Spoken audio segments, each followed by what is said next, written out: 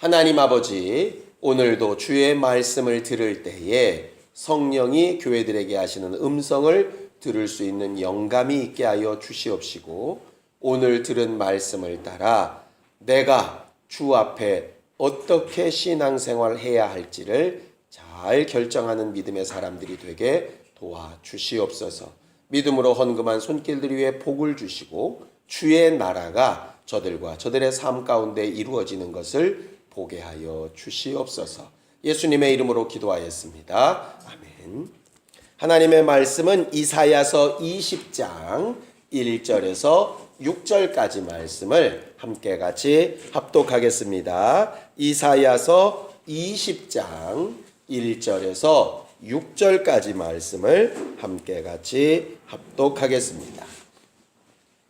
함께 읽겠습니다. 시작. 아수르 왕 사르곤이 군대 장관을 아스돗으로 보내매 그가 와서 아스돗을 쳐서 취하던 해 곧 그때에 여호와께서 아모스의 아들 이사야에게 일러 가라사대 갈지어다 내 허리에서 배를 끄르고 내 발에서 신을 벗을지니라 하시매 그가 그대로 하여 벗은 몸과 벗은 발로 행하니라. 여호와께서 가라사대 나의 종 이사야가 3년 동안 벗은 몸과 벗은 발로 행하여 애굽과 구스에 대하여 예표와 기적이 되게 되었느니라. 이와 같이 애굽의 포로와 구스에 사로잡힌 자가 아수르 왕에게 끌려갈 때에 젊은 자나 늙은 자가 다 벗은 몸 벗은 발로 볼기까지 드러내어 애굽의 수치를 베이리니 그들이 그 바라던 구스와 자랑하던 애굽을 인하여 놀라고 부끄러워할 것이니라.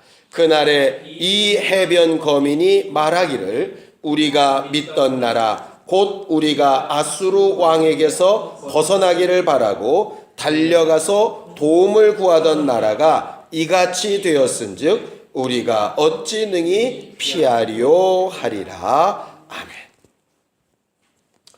우리 하나님은 영광 가운데 거하시는 영화로우신 하나님이십니다.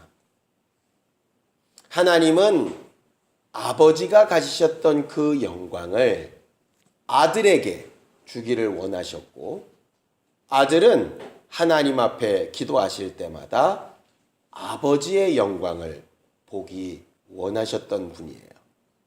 그래서 자기가 하시는 말씀, 자기가 하시는 행동, 자기가 하는 기도의 응답, 모든 것을 통해서 하나님이 자기에게 주신 그 영광을 나타내고 드러내고 싶으셨던 분이 바로 예수십니다.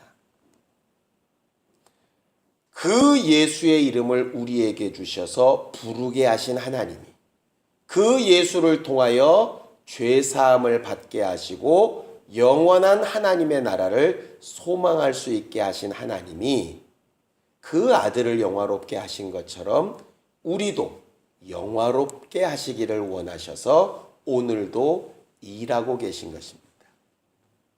그래서 신앙생활은 영광과 뗄래야 뗄 수가 없어요.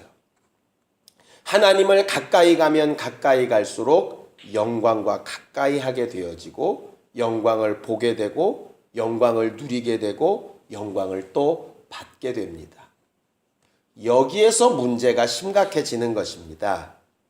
최초로 타락했던 마귀도 하나님의 영광, 하나님의 영화, 하나님을 찬송하는 일에 가장 가까이 있었던 존재였다가 어느 순간에 하나님의 영광이 아니라 자기 영광으로 바뀌면서 타락해버린 것이거든요. 아예 하나님을 모르면 영광도 영화로움도 몰라서 하나님과 같이 되려고도 하지 않았을 텐데 하나님을 알면 알수록 그렇게 되기가 쉬워진다는 것이죠. 그래서 하나님의 영광을 보고 하나님의 영화를 보고 하나님의 능력을 맛본 사람들에게 반드시 필요한 것이 뭐냐면 이 영광과 영화는 본래 내 것이 아니라 아버지가 내게 주신 것이다. 하나님이 내게 맡기신 것이다 라고 하는 것을 끝없이 고백하고 선언하고 자기 자신이 그 자리에서 떠나가지 않도록 해야 하는 것입니다. 어쨌든 하나님은 우리가 예수를 믿는 순간부터 목표를 어디로 삼으시느냐 하면 영화롭게 되는 데를 목표를 삼으십니다. 성경을 좀 보죠. 자, 로마서 8장 30절입니다. 로마서 8장 30절입니다. 함께 읽겠습니다. 로마서 8장 30절입니다. 함께 읽습니다. 시작. 또 미리 정하신 그들을 또한 부르시고 부르신 그들을 또한 의롭다 하시고 의롭다 하신 그들을 또한 영화롭게 하셨다. 그렇게 되어져 있지요. 우리를 부르셨을 때는 분명히 율법으로도 주께 나오라고 부르셨고 예수 그리스도의 복음으로도 주께 나오라고 부르셨습니다. 그리고 우리를 의롭게 하셨을 때에는 예수께서 그 피를 흘려서 우리의 죄를 용서하시고 의롭게 하셨지요. 그렇게 주 예수의 보혈로 깨끗하게 된 자들에게 성령을 주셔서 그 성령을 통한 은사와 능력과 응답으로 영화롭게 되도록 하는 것이 신앙생활의 목표입니다.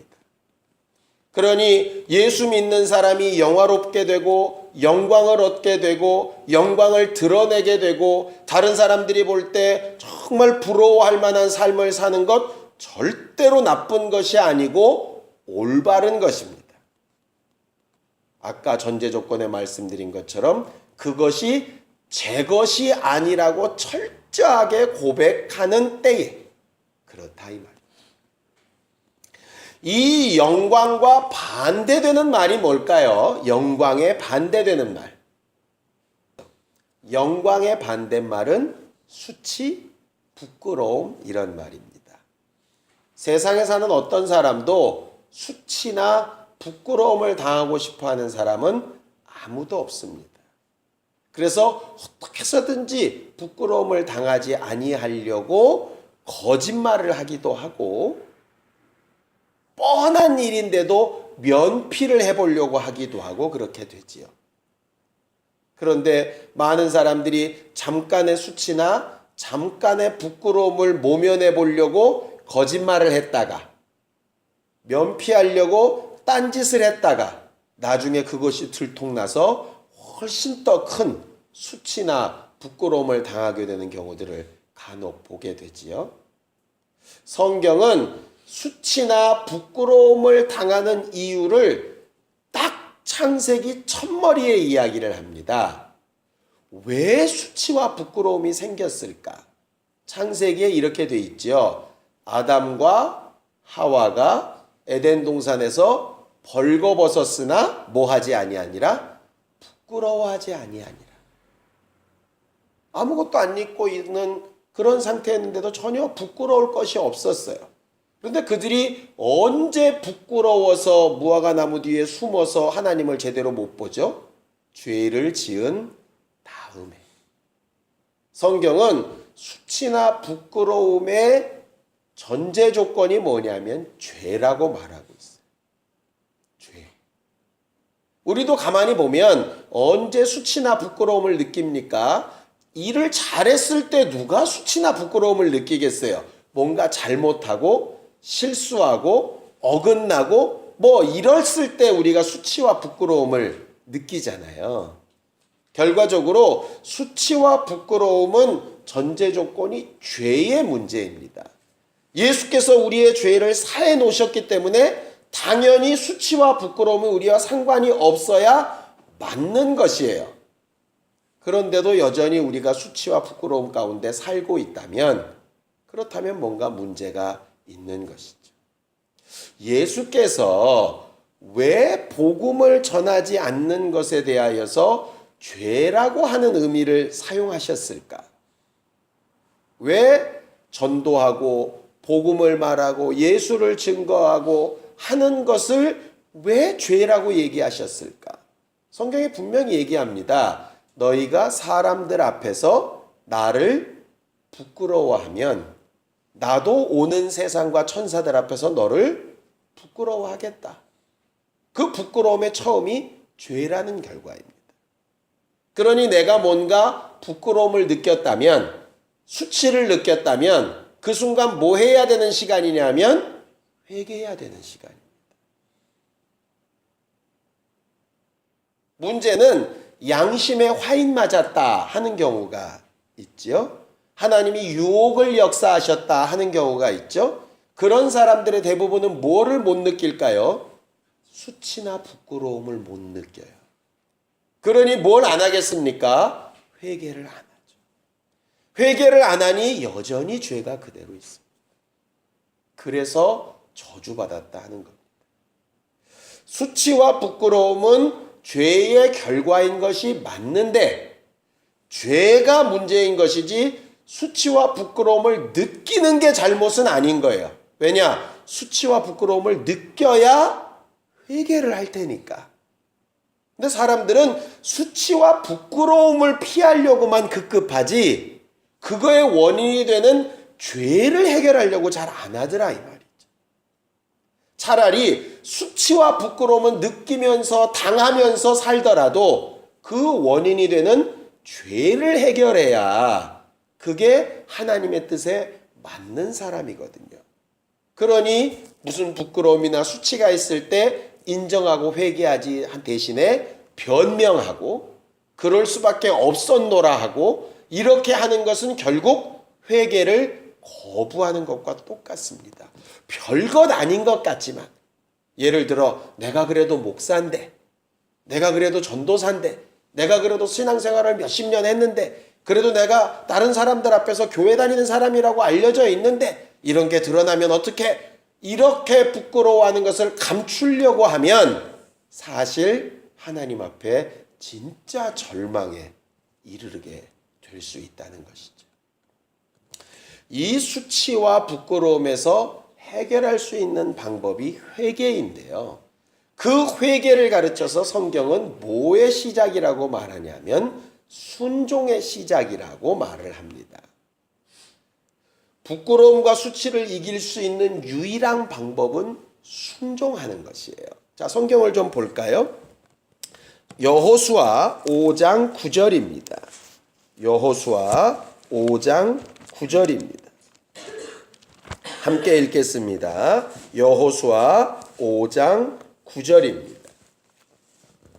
함께 읽습니다. 시작. 여호와께서 여호수아에게 이르시되 내가 오늘날 애굽의 수치를 너희에게서 굴러가게 하였다 하셨으므로 그곳 이름을 오늘까지 길갈이라 하느니라 그랬어요. 구약에 보면 이 길갈이라고 하는 지명이 굉장히 많이 나옵니다. 예루살렘 성전이 지어지기 이전에 계속해서 성막이 있었던 자리가 길갈이라고 하는 곳인데요. 이 길갈의 뜻이 수치가 굴러 떠내려갔다 하는 것입니다. 이 자리에서 뭐가 됐다는 얘기냐? 요단강을 건너고 나서 여리고성을 눈앞에 보면서 이스라엘 사람들이 뭘 하느냐 하면 가장 위대한 순종을 합니다. 애굽에서 난 자와 광야에서 난 자들 가운데 할례 받지 못한 자들 다 할례에 순종하라. 뒤로는 요단강이고 앞에는 여리고성이 있는데 할례 받고 전쟁에 나가야 될 사람들이 다 아파서 꼼짝도 못하고 누워있게 되는 상태. 목숨을 내놓고라도 순종하는 상태. 그것이 죄를 끊는 방법이고 죄를 굴러가게 하는 방법이고 수치를 벗어나는 방법이라 이 말. 수치나 부끄러움은 감춰서 되는 부분이 아니고요. 순종으로 해결해야 되는 부분이에요. 그래서 오늘 설교 제목을 순종으로 수치를 이깁시다 라고 그렇게 정했습니다. 오늘 성경 본문으로 좀 돌아가겠습니다. 성경 본문 20장 1절에 보면은요. 함께 읽겠습니다. 함께 읽죠. 시작. 아수르 왕 사르곤이 군대 장관을 아스도스로 보내매 그가 와서 아스돗을 쳐서 취하던 해에 그랬습니다. 이게 뭔 얘기냐면 지난주에 우리가 봤던 성경을 조금 기억해 보셨으면 좋겠어요. 아수르도 바벨론도 애굽도 내가 반드시 멸망시키겠다. 이건 내가 확증한 바다, 맹세한 바다, 나는 정하면 꼭 이룬다. 막 이렇게 얘기하셨던 때입니다. 그러면 이게 아수르가 멸망해야 되는데 아수르가 큰 대군을 끌고 와가지고 이스라엘을 침공하는 거예요. 그러니 이사야가 한 말이 영이 안 서는 거죠. 예를 들어서 목사가 집사님들 걱정 마십시오. 이번 주까지 이 문제가 해결될 겁니다. 했는데 문제가 더 심각해진 거예요. 이게 얘기가. 그러니까 실상은 일반 사람들이 볼 때는 이사야 좀 믿어도 되는 거야? 뭐 이렇게 할 만한 상황이 벌어지게 된 겁니다. 그리고 그 당시 상황은 뭐냐면 아수르는 믿을 수 없다. 그러니 우리가 누굴 믿어야 되느냐? 애굽과 구스, 지금으로 따지면 에티오피아입니다.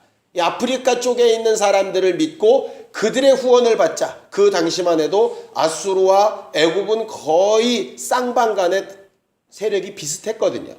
그러니 애굽의 구스까지 합치면 그 연합군이면 아수르를 얼마든지 이길 수 있다고 생각해서 이스라엘 사람들은 그들을 막 의지하고 있었다 이 말이죠.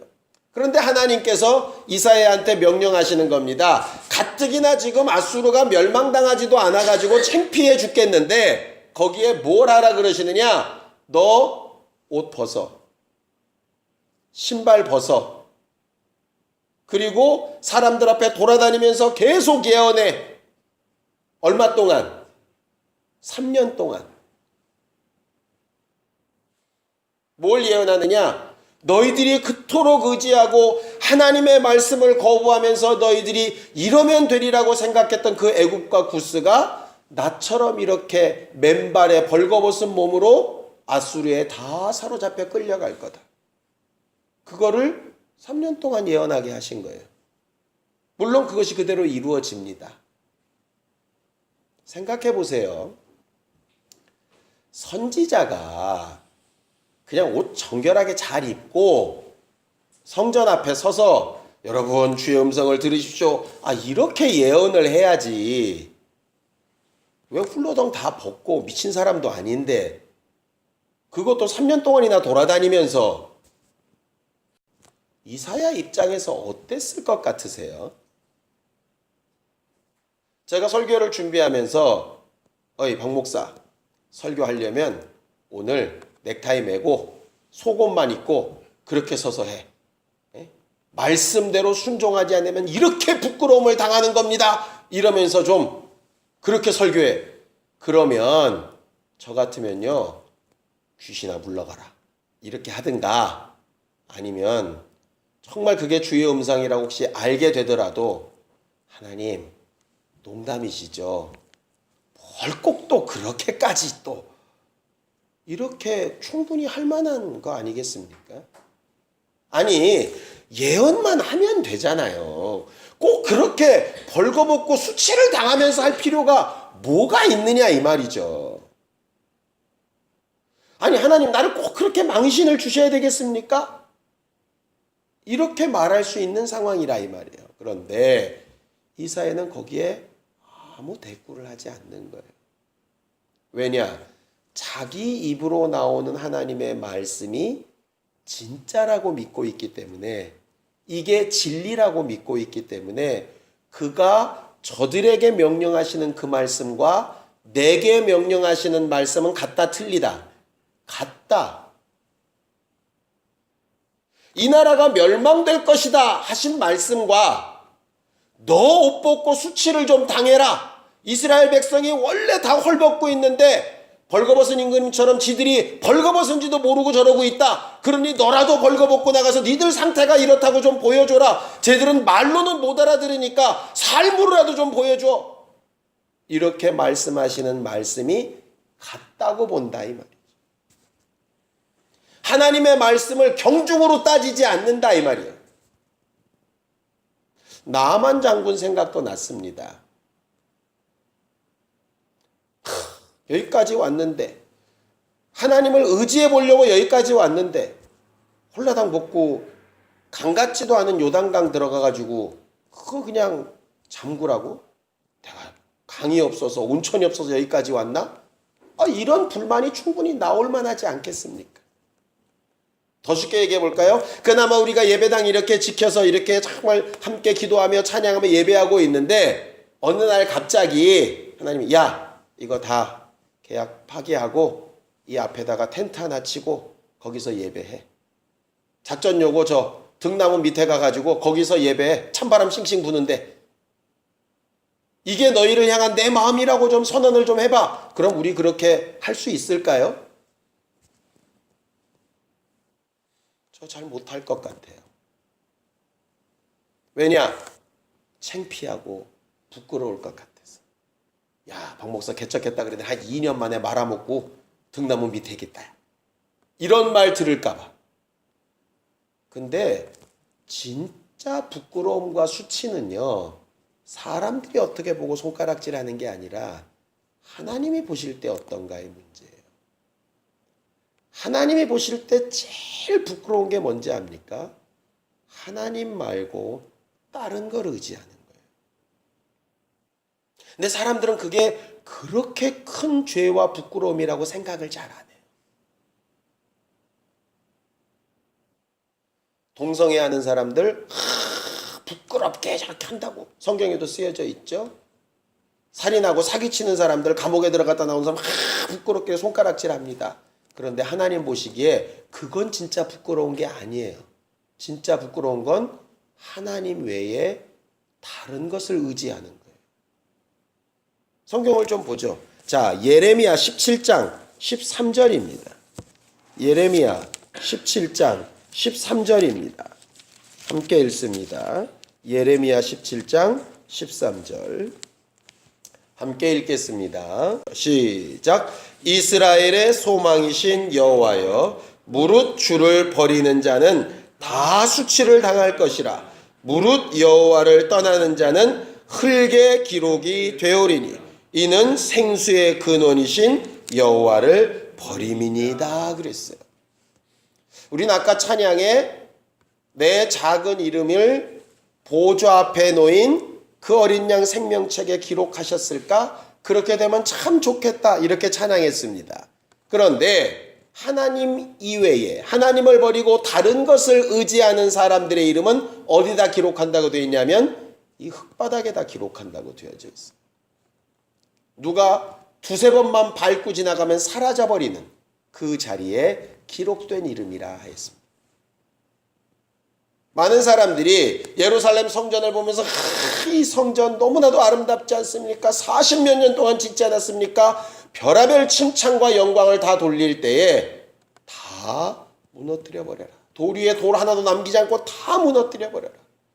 하나님이 보실 때는 부끄러운 곳이었거든. 영광스러운 제사정을 입은 사람들도 있고 영광스러운 재물을 가지고 오는 사람도 있고 영광스러운 주의 말씀을 기록하고 연구하고 가르치고 말하고 막 재판하는 사람들이 그렇게 많이 있는데 하나님은 그 자리를 부끄러운 곳이라고 말씀하셨다. 계시록에도 똑같은 사람들이 있습니다. 벌거벗었는데 벌거벗은 줄 모르는 사람.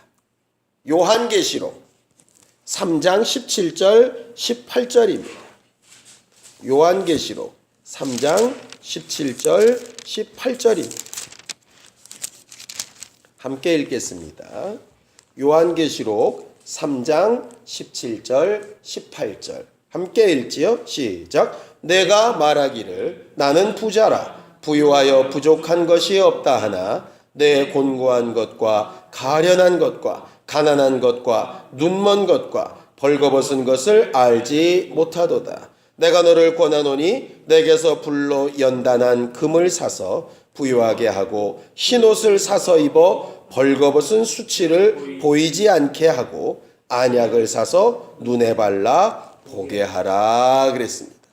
거기 벌거벗어 수치 가운데 있는 사람에게는 흰옷을 사서 벌거벗은 것을 가려라 이렇게 되어 있는데 그 흰옷, 그 세마포를 성경은 뭐라고 얘기하느냐 하면 자 계시록 19장 8절입니다.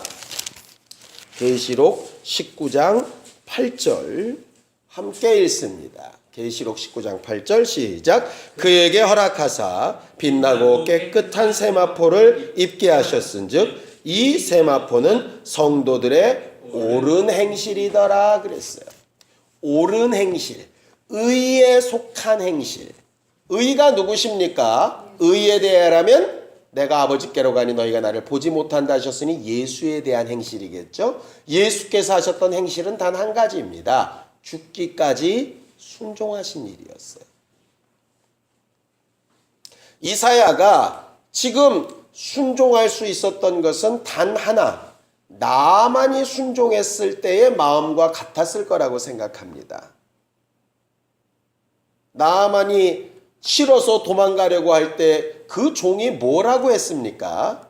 주인님, 물에 7번 들어갔다 나오는 것 말고 더 심하고 어려운 일을 시켰어도 했을 거 아닙니까? 이사야는 벌거벗고 신발 벗고 3년 동안 돌아다니는 게 참 창피하고 힘들었을 것 같아요. 그런데 10년이 아딘 게 어딥니까? 그것도 자기네 땅이었으니 얼마나 다행이냐고요. 그렇게 생각하면 솔직히 순종 못할 게 없거든요. 그런데 사람들은 하나님이 더 심한 걸 명령하셔도 내가 해야 되는데 이 정도면 당연히 이렇게 생각해야 되는데 왜 하나님은 나한테만? 왜 자꾸 나 힘든 걸 시키시는 거야? 나 창피하고 싫은데 왜? 이렇게 되는 것이죠. 생명을 주셨고 아들을 내어주셨고 성령을 주셨고 지금까지 호흡을 주관해가면서 여기까지 오셨음에도 불구하고 정작 욕 한마디, 판단 하나, 억울한 일 하나, 예수께서는 침뱉음을 당하고 따귀를 맞고 벌거벗음을 당하고 그런 수치를 당하셨는데 그거에 100만 분의 1도 아닌데도 말 한마디 들으면 발끈해가지고 막 핏대가 나고 이렇게 되는 걸 보면 우리는 확실히 수치나 부끄러움의 근거가 되는 죄의 문제보다는 당하고 있는 수치나 부끄러움이나 내 이름에 좀 상처받는 것이 훨씬 더 크게 다가오는 사람들인 것 같아요. 결국 우리가 기도할 때에 죄의 문제를 해결하지 못하고 하나님 이렇게 가난하게 되면 부끄럽습니다. 이렇게 병들게 되면 부끄럽습니다. 이렇게 사람과의 관계가 안 좋으면 부끄럽고요. 뭐 이 정도 목회 규모면 부끄럽고요. 만약에 이런 걸 가지고 지금 내가 기도를 계속하고 있다면 진짜 중요한 기도를 빼먹고 하고 있는 것이죠. 이사야처럼 자기는 좀 부끄러울지라도 진짜 본연의 문제, 죄의 문제가 이런 부끄러움보다 훨씬 크다는 걸 가르쳐주기 위해서 순종해야 되는 것처럼 우리는 그렇게 순종하며 살아야 되는 사람들이라. 성경엔 분명히 이렇게 되어져 있습니다. 자, 로마서 9장 33절을 함께 잠깐 보겠습니다. 로마서 9장 33절을 함께 같이 보겠습니다. 로마서 9장 33절입니다. 함께 읽습니다. 시작. 기록된 바 보라 내가 부딪히는 돌과 거치는 반석을 시온에 두노니 저를 믿는 자는 부끄러움을 당치 아니하리라 함과 같으니라 그랬어요. 믿는 자는 부끄러움을 당치 아니하리라. 전 이 말씀을 예전부터 알고 있었거든요. 제가 제 이 말씀을 왜 찾았냐 하면 분명히 이사야는 믿는 자인데 그럼 믿지 않고 있는 백성들이 부끄러움을 당해야 되는데 왜 이사야가 대표로 부끄러움을 당하고 있지? 앞뒷말이 맞지 않지 않나? 이사야는 구약이고 여기는 신약이라서 그런가? 그런데 신약에 와서 봐도 베드로전서나 후서를 봐도 예수 믿는 자들이 고난을 당하고 수치를 당하고 하는 것들이 분명히 나와 있거든요. 그런 고난을 부끄러워하지 말라고 막 이렇게 얘기는 하고 있거든요. 그럼 이게 도대체 뭐가 어떻게 된 거지? 해서 성경에 우리가 읽은 것처럼 그 말이 원래 원문은 구약에 있는 것으로 기록되어져 있으니까 거기 쓰여져 있죠. 이렇게 한 칸 들어가 있으면 구약에 인용된 얘기니까 그 인용된 본문이 뭔가를 찾아봤어요. 자, 재밌게도 이사야서더라고요. 이사야서 28장입니다. 16절. 이사야서 28장 16절입니다. 함께 읽습니다. 이사야서 28장 16절입니다. 함께 읽습니다. 시작. 그러므로 주 여호와께서 가라사대 보라 내가 한 돌을 시온에 두어 기초를 삼았노니 곧 시험한 돌이요 귀하고 견고한 돌이라 그것을 믿는 자는 급절하게 되지 아니하리로다. 좀 다르죠? 로마서는 저를 믿는 자는 부끄러움을 당치 않는다 했는데 여기는 급절하지 않는다. 급절이 뭔가? 저도 처음 듣는 단어라서 그래서 찾아봤어요. 그랬더니 그 원문 단어가 뭐냐면 당황하다, 놀라다, 조급해하다 뭐 이런 말이에요. 그러니까 무슨 얘기냐면 믿는 자는 부끄러움이 아예 없다 이런 얘기가 아니라 믿는 자는 하나님을 제대로 믿고 순종했기 때문에 이사야처럼 부끄러워 보일 만한 상황이 딱 이르렀을 때 조급하거나 당황하거나 고심하거나 괴로워하는 것이 아니라 이 일을 통해서 결국 죄의 문제가 해결나고 진짜 영화로움이 올 거다. 잠깐 수치를 건너뛰는 것, 마치 한 번의 거짓말로 살짝 책임을 넘어가는 정도의 부끄러움을 넘어가는 문제가 아니라 근원적인 문제를 해결해서 아예 부끄러움에서 자유케 되어진다. 그 말을 하고 있는 것이에요. 그러니 우리의 지금 현 상황을 보고 그것이 우리가 누구 앞에 부끄럽다면 우리가 하고 있는 언행이나 우리가 하고 있는 삶이나 우리가 계획하고 있는 것들이 다른 어떤 성공한 사람들에 비해서 좀 부끄럽다면 믿는 자는 부끄러움을 당하지 않는다 그러는데 난 왜 이러지? 이렇게 고민할 것이 아니라 그 일 가운데서 원인이 되는 죄를 발견하고 죄를 해결하는 순종을 선택해서 근원적인 부끄러움의 문제를 완전히 이기고 급절하지 아니하는 사람, 부끄러움을 당치 않는 사람, 그런 사람이 되어야 맞다 이 말이죠. 이건 주님 앞에 서게 되는 그날만을 얘기하는 게 아니라 이 땅에 사는 동안도 마찬가지입니다.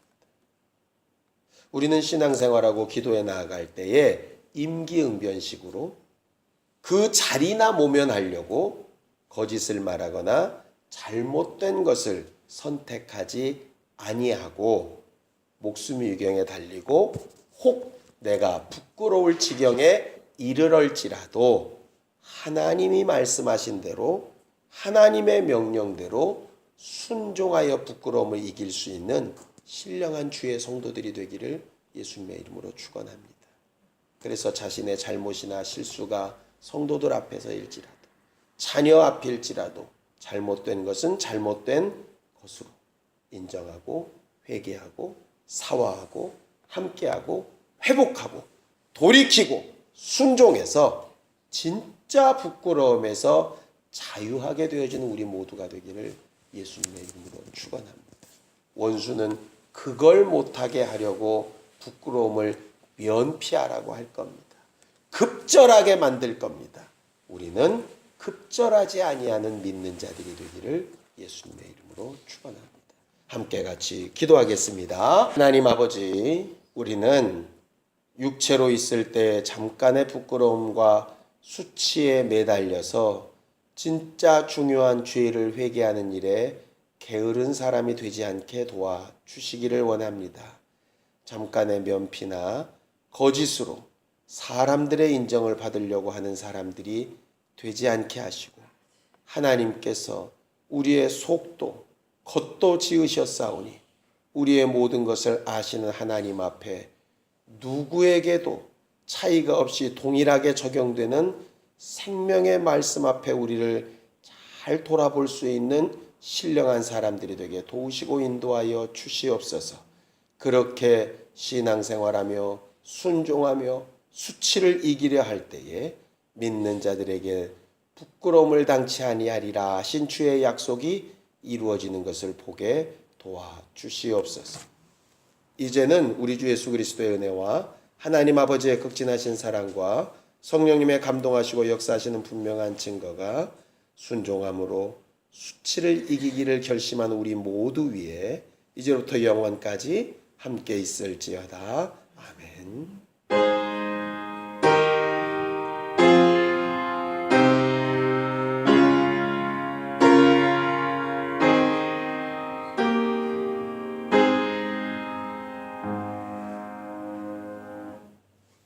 우리 기도 들으신 하나님 앞에 감사한 박수 끝내겠습니다. 수고하셨습니다. 감사합니다.